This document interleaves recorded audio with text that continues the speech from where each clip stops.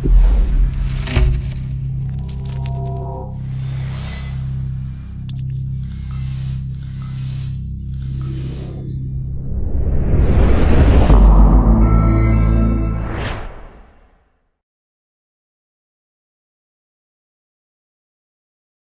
I graduated, I was a lecturer for a while, and then I went to do contract research.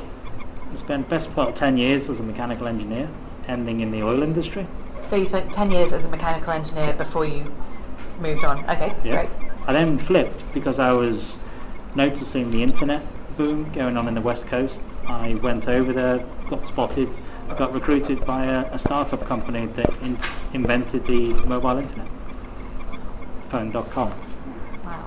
And so This was in Silicon Valley? Or? Yeah, absolutely. Yeah, so at the time I was living in Caracas, Venezuela, so they asked me to run business development for Latin America. And having no experience in that market, that's all I could do. So I left a technical career behind, but took a chance that this industry was moving so fast that I could keep up. And my engineering background would put me in good stead to learn as fast or faster than everybody around me. And 10 years later, I left telecoms to join McLaren because I saw the confluence of data and engineering to deliver high performance on and off the track. Wow, that's fascinating. And we don't really have much time, but I just very, very briefly want to ask you, when you left telecoms, what were your kind of the key things that you wanted to translate to McLaren? The key things that you wanted to take with you? Yeah. When I was in telecoms, I used to always work at the cutting edge with brand new applications that the people would use. But I got this sense that we were getting saturated with person-to-person communication, and that the future was more when assets start tweeting or when machines start talking. That was a more interesting future. Okay. And when I met people from McLaren, they seemed to talk that language because that's the only world that they know, how to make their car talk to the engineers. Cool. Yeah, that makes a lot of sense. Okay, thank you. I don't know how to do this. What achievement in your career are you most proud of, and why? Your whole career?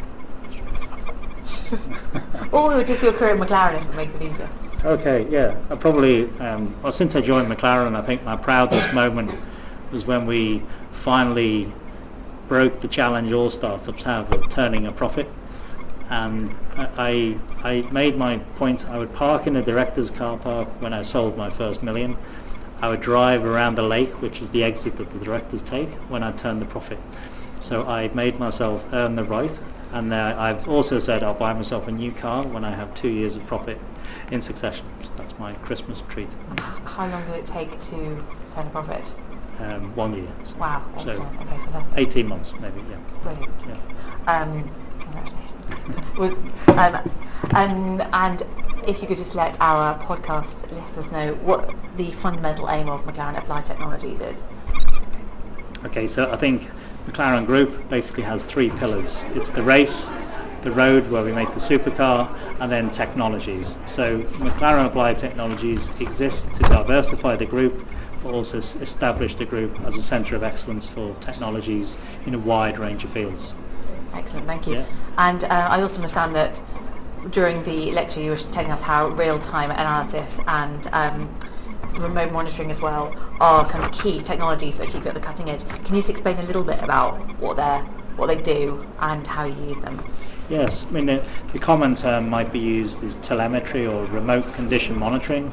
In racing, we basically have systems that measure the health of the vehicle, the car, by using sensors on the car and communicating over the air the information we want to know. Well, that's very similar in structure to what we'd want to do with patients when they're at home.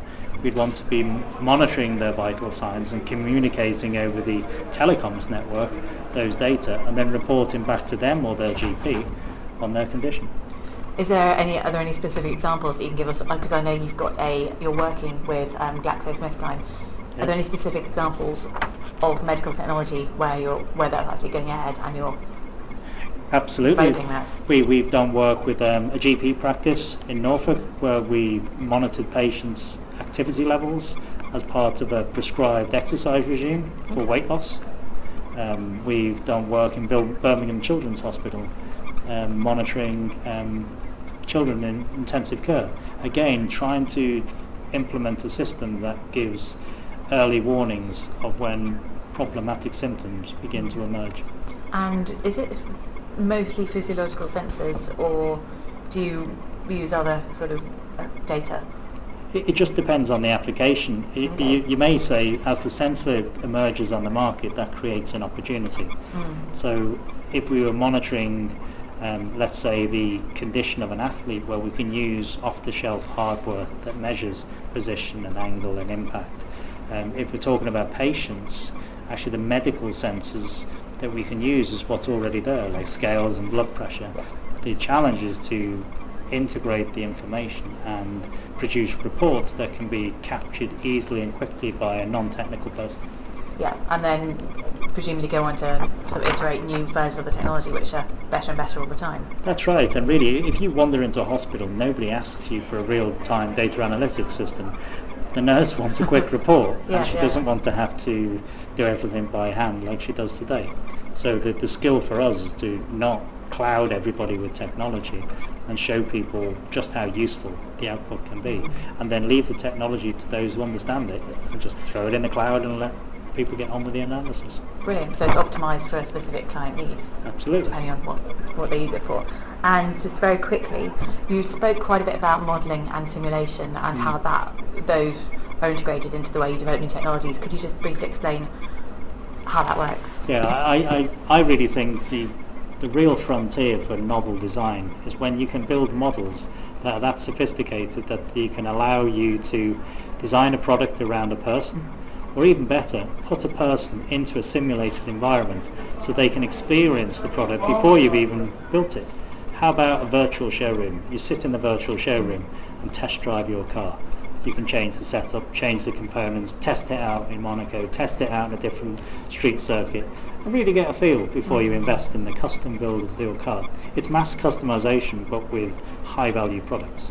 Yeah, and it sounds like that doing that, it's a way to continually evolve the development of the products. Absolutely. Yeah, I mean literally continually, immediately. And it's a dream for the people who sell products because it establishes a relationship with their customers. Yeah.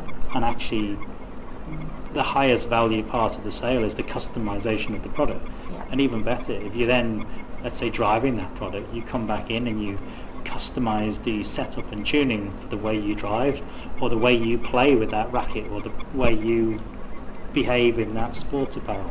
It becomes so fine-tuned, it's going to be impossible for anyone else to be, that's going to set the standard of sort of fine-tuned, individualized technology. Oh yeah, sounds great. Yeah. I mean, there's also plenty of people on the market that will pay a high price for enhanced performance, and often it's the people who are not at the elite in sports. It's these middle-aged men in lycra. They will buy the best equipment they can get their hands on. Customised sweet spot tennis racket. Yeah. Absolutely. Excellent. In your opinion, what are the skills needed to do well in your role? Okay, I think you need an equal balance of creative flair and grasp of new technologies, but really it's the team around me that is creative. I can let them loose and enjoy the insight that they create. Also, you need to be an optimist because not every idea works first time, and you have to be honest. You're basically nurturing a whole slew of projects. Some of them you fall in love with, but they just won't work. Commercially, they just won't make sense, and you just got to stop them and stay with the ones that are working. So I won't say I have that skill. I have my pet projects that I love, but I think anybody with creative and technical flair in equal measure should do well. And it doesn't half help if you run a bunch of startups before, and ideally with a different cultural background. Yeah. So I cut my teeth in Silicon Valley and Latin America and Asia before I came back to McLaren. So I work with people who don't have that international experience, but that really helps because you've seen things work differently in other parts of the world. And then you can bring it back to what you're doing here. Final and that question. sets you apart, and it also helps get the team on your side because they can see that you're adding something novel. You're not just the suit.